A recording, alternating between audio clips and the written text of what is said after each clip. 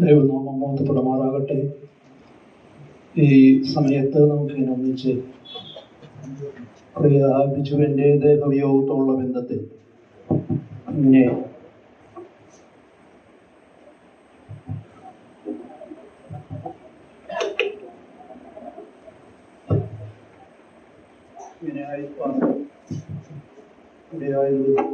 സ്തുതിക്കുന്നു, സ്തോത്രം ചെയ്യും.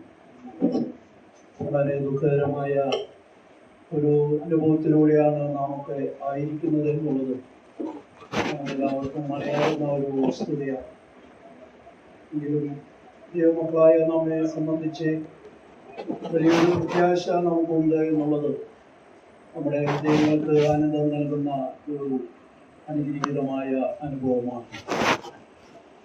പ്രിയാവിനുള്ള ബന്ധത്തിൽ ഞാൻ ഓർക്കുമ്പോഴൊക്കെ ദൈവത്തെ സ്തുതിക്കാറുണ്ട്, സ്തോത്രം ചെയ്യാറുണ്ട്. എപ്പോഴും ചിരിച്ചുകൊണ്ട് നിൽക്കുന്ന മുഖമായിട്ടാണ് പലപ്പോഴും ബിജുവിനെ കാണുവാൻ സാധിച്ചിട്ടുള്ളത്. ബിജുവിൻ്റെ അടുക്കിലേക്ക് നാം കടന്നു വരുമ്പോൾ ബിജു നമ്മുടെ മുഖത്തേക്ക് ഇങ്ങനെ നോക്കിക്കൊണ്ടിരിക്കും.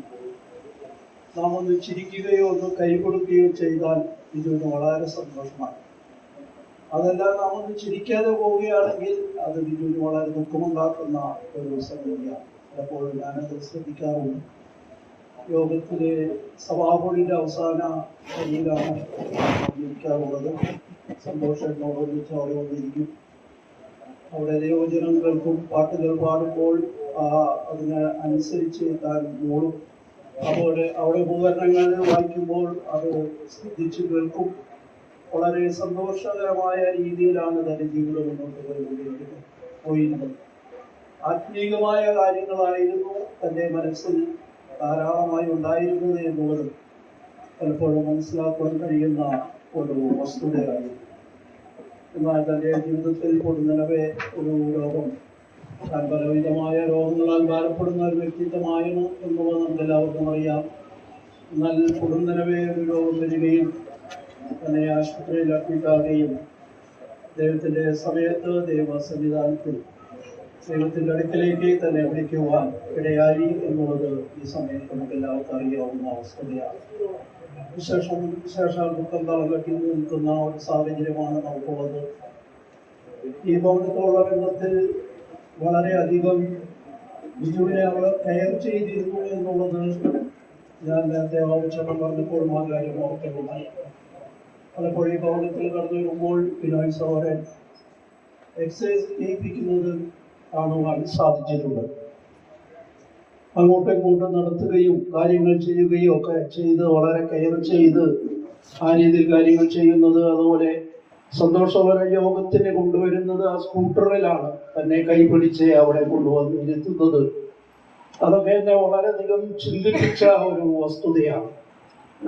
എങ്കിലും ദൈവത്തിൻ്റെ സമയത്ത് ദൈവത്തിന് ചേർക്കപ്പെട്ടു.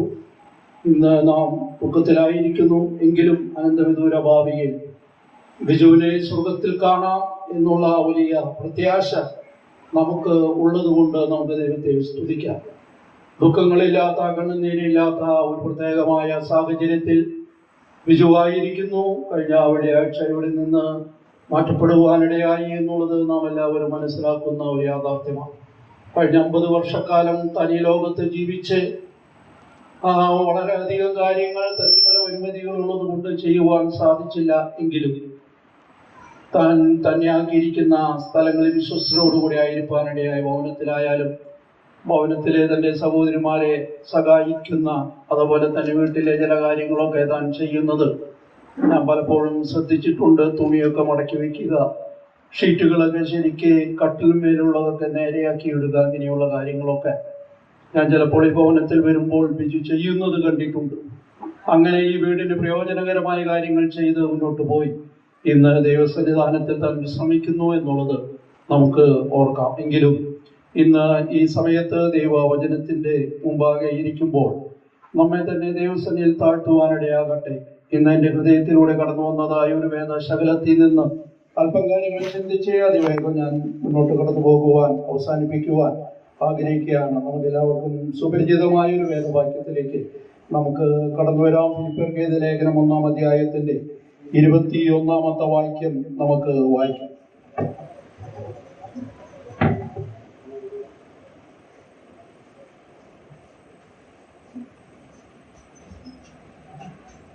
അവിടെ നാം ഇങ്ങനെ വായിക്കുന്നു, എനിക്ക് ജീവിക്കുന്നത് ക്രിസ്തുവും മരിക്കുന്നത് ലാഭവുമാകുന്നു എന്നുള്ളതാണ്. നാം ഈ വാക്യം പലപ്പോഴും വായിച്ചിട്ടുള്ള ഒരു വാക്യമാണ്. എനിക്ക് ജീവിക്കുന്നത് ക്രിസ്തുവാണ്. ബിജുവിന്റെ ജീവിതത്തോടുള്ള ബന്ധത്തിൽ നാം മനസ്സിലാക്കുന്ന ഏറ്റവും പ്രധാനപ്പെട്ട ഒരു കാര്യമാണ് ഇത് എന്നുള്ളത്.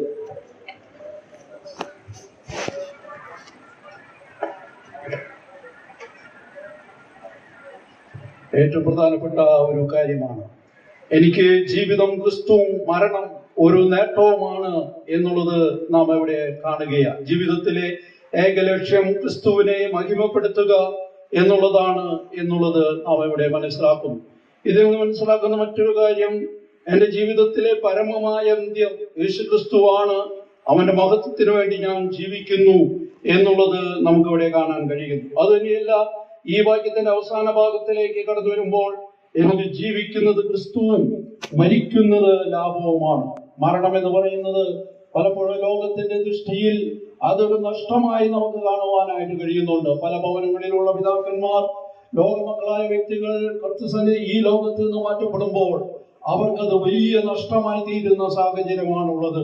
എന്നാൽ ഒരു ദൈവമക്കളെ സംബന്ധിച്ച്, ദൈവമകനെ സംബന്ധിച്ച് അത് ഒരു ലാഭമാണ് എന്നുള്ളത് നമുക്കിവിടെ കാണാൻ കഴിയുന്ന ഏറ്റവും വലിയ ഒരു കാര്യമായിട്ട് നമുക്കിതിനെ കാണുവാനായിട്ട് കഴിയുന്നുണ്ട്. മരിക്കുന്നത് ലാഭമാണ്. ഇവിടെ ഒരു ദൈവഭക്തന്റെ മരണത്തോടുള്ള ബന്ധത്തിൽ കാണാൻ കഴിയുന്നതായ ചില പ്രത്യേകതകളാണ് നമുക്കിവിടെ കാണാൻ കഴിയുന്നത്. ഒന്നാമതായി നാം ചിന്തിക്കുന്നത്, മരണം ഒരു ലാഭമായ ഒരു കാര്യമാണ്. ബിജുവിന്റെ മരണത്തോടുള്ള ബന്ധത്തിലും അത് തന്നെയാണ് നമുക്ക് കാണുവാനായിട്ട് കഴിയുന്നത്.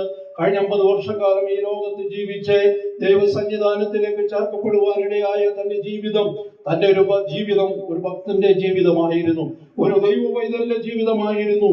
അതുകൊണ്ട് ഇത് ഒരിക്കലും ഒരു നഷ്ടമല്ല, ഇതൊരു ലാഭമാണ്. ദൈവത്തിന്റെ സമയത്ത് ദൈവം നല്ലത് പ്രവർത്തിച്ചു എന്ന് മാത്രമേ നമുക്ക് കാണുവാനായിട്ട് കഴിയുകയുള്ളൂ. നമുക്കറിയാം, മരണം എന്ന് പറയുന്നത് ദൈവമക്കളെ സംബന്ധിച്ച് അതൊരു നിദ്രയാണ് എന്നുള്ളത് നാം അവിടെ കാണുവാൻ കഴിയുന്ന ഒരു വസ്തുത. നിദ്ര എന്ന് പറഞ്ഞാൽ, ഉറക്കം എന്ന് പറഞ്ഞാൽ നമുക്കറിയാം ദൈവമക്കളെ സംബന്ധിച്ച് മാത്രമാണ് മരണം ഒരു ഉറക്കമായി തീരുന്ന അനുഭവം ഉണ്ടാകുന്നത്. എന്നാൽ ദൈവമക്കളല്ലാത്തവരെ സംബന്ധിച്ച് മരണം ഒരിക്കലും ഉറക്കമല്ല എന്നുള്ളത് നമുക്ക് കാണാൻ കഴിയും. അവർക്ക് പ്രത്യാശയില്ല. അതുകൊണ്ട് അവർക്ക് വളരെ ദുഃഖകരമായ അനുഭവമാണ് ഉണ്ടാകുന്നത്. എന്നാൽ ബിജുവിനെ സംബന്ധിച്ച് ഇതൊരു ഉറക്കം മാത്രമാണ്. രാത്രികാലം നാം കിടന്നുറങ്ങാൻ പോകുമ്പോൾ ഗുഡ് നൈറ്റ് പറഞ്ഞു പോകുന്നത് പോലെ, രാവിലെ എഴുന്നേറ്റ് വരുമ്പോൾ നാം ഗുഡ് മോർണിംഗ് പറയുന്ന പോലെ ബിജു ഒരു നാൾ ഗുഡ് മോർണിംഗ് പറഞ്ഞു വരും. അത് കർത്താവിന്റെ വരുമെങ്കിലായിരിക്കും എന്നുള്ളത് നമുക്കെല്ലാവർക്കും അറിയാവുന്ന ഒരു വസ്തുതയാണ്. വലിയൊരു പ്രത്യാശ നമുക്കുണ്ട്. നാമും ബിജുവിന്റെ അടുക്കിലേക്ക് ചെല്ലും എന്നുള്ള വലിയ പ്രത്യാശയോടുകൂടിയാണ് നമുക്ക് മുന്നോട്ട് കടന്നു പോകുവാൻ ഇടയാകുന്നത്. അത് തന്നെയല്ല, ഒരു ദൈവഭക്തന്റെ മരണം എന്ന് പറയുന്നത് നാം വെളിപ്പാട് പുസ്തകത്തിൽ 14:13 വായിക്കുന്ന പോലെ, ഇന്ന് മുതൽ കർത്താവിൽ മരിക്കുന്ന വൃദ്ധന്മാർ ഭാഗ്യവാന്മാർ, അവർ തങ്ങളുടെ പ്രയത്നങ്ങളിൽ നിന്ന് വിശ്രമിക്കേണ്ടതാകുന്നു എന്നുള്ളത് നമുക്കവിടെ കാണാൻ കഴിയുന്നു. അവരുടെ വിശ്രമം, അവരുടെ പ്രയത്നങ്ങളെല്ലാം അവസാനിച്ച് വിശ്രമത്തിലേക്ക് കടന്നു പോകുന്നതാണ് ഒരു ദൈവഭക്തന്റെ മരണം എന്നുള്ളത് നമുക്കെല്ലാവർക്കും കാണാൻ കഴിയുകയാണ്. ക്രിസ്തുവിൽ മരിച്ചവർ, അത് പ്രത്യേകതയുള്ള ഒരു പദപ്രയോഗമാണ്. ക്രിസ്തുവിൽ മരിച്ചവരുണ്ട്, ക്രിസ്തുവിൽ മരിക്കാത്തവരുണ്ട്. ക്രിസ്തുവിൽ മരിക്കുന്നവരാണ് എങ്കിൽ അവർക്ക് അവരുടെ പ്രയത്നങ്ങളിൽ നിന്ന് ദൈവസന്നിധാനത്തിൽ വിശ്രമത്തിലേക്ക് കടന്നു പോകുന്ന അനുഭവം ഉണ്ടാകുവാനായിട്ട് കഴിയുന്നു എന്നുള്ളത് നാം വളരെയധികം വ്യക്തമായി മനസ്സിലാക്കേണ്ട ഒരു യാഥാർത്ഥ്യമാണ്. അതുകൊണ്ട് ഇന്ന് ഉച്ച സമയത്ത് ഈ ബിജുവിന്റെ ഈ മൃതശരീരത്തിനരികെ നിന്നുകൊണ്ട് ഞങ്ങൾക്ക് പറയുവാനുള്ളത്, ഈ ബിജു ഇന്ന് ഉറങ്ങുകയാണ്, ഒരു നിദ്രയുടെ അനുഭവത്തിലാണ്. എന്നാൽ ഉയർത്തെഴുന്നേറ്റ്, എന്നാൽ ദൈവസന്നിധാനത്തിൽ വരുന്ന ഒരു അനുഗ്രഹീതമായ നിമിഷമുണ്ട്. ആ വലിയൊരു പ്രത്യാശയുണ്ട്. ആ പ്രത്യാശയാലാണ് ഞങ്ങളുടെ ഗാനങ്ങൾ പാടിക്കൊണ്ടിരിക്കുന്നത്. ഒരു മൃതശരീരത്തിന്റെ അരികിൽ നിന്നുകൊണ്ട് മനോഹരമായ പ്രത്യാശ ഗാനങ്ങളാണ് ഞങ്ങൾ പാടുന്നത്. എന്തുകൊണ്ടാണ് ഞങ്ങൾക്ക് പ്രത്യാശ എന്ന് പറയുന്നത്? വീണ്ടും കാണാമെന്നുള്ളതാണ് പ്രത്യാശ എന്നുള്ളത്. ആ അനുഗ്രഹീതമായ പ്രത്യാശ ദൈവമക്കളെ സംബന്ധിച്ച് ദൈവമക്കളിൽ മാത്രമേ കാണുവാനായിട്ട് കഴിയുകയുള്ളൂ. ദൈവത്തെ അറിയാത്തവർ, കർത്താവിനെ രക്ഷകനായി സ്വീകരിക്കാത്തവർ രക്ഷിക്കപ്പെടാത്തവർക്ക് ഈ പ്രത്യാശയില്ല എന്നുള്ളത് നമുക്ക് അവിടെ കാണാൻ കഴിയുന്നു. മരണത്തെ വളരെ ഭീതിയോടെ, സങ്കടത്തോടെ, ഭയത്തോടു കൂടി കാണുന്ന ഒരു കൂട്ടം ആളുകളെയാണ് നമുക്കിവിടെ കാണാൻ കഴിയുന്നത്. എന്നാൽ ദൈവമക്കളെ സംബന്ധിച്ച് മരണം എന്ന് പറയുന്നത് അതൊരു ലാഭകരമായ കാര്യമാണ്. അതുകൊണ്ട് ഇന്ന് ഞങ്ങളെ ശ്രദ്ധിക്കുന്ന ആരെങ്കിലും ഇതുവരെ ഹൃദയത്തിൽ കർത്താവിനെ അംഗീകരിക്കുവാൻ, സ്വീകരിക്കുവാൻ ഇടയായിട്ടില്ലെങ്കിൽ ഇന്ന് തന്നെ ബിജുവിന്റെ കർത്താവിനെ ഹൃദയത്തിൽ അംഗീകരിച്ച് ദൈവമക്കളായി തീരുന്നു എങ്കിൽ സമാധാനവും സന്തോഷവും അനുഗ്രഹീതമായ ക്രിസ്തീയ ജീവിതത്തിന് ഉടമകളായി തീരുവാനായിട്ട് ഇടയാകും എന്നുള്ളത് നമുക്കിവിടെ കാണാനായിട്ട് കഴിയുകയാണ്.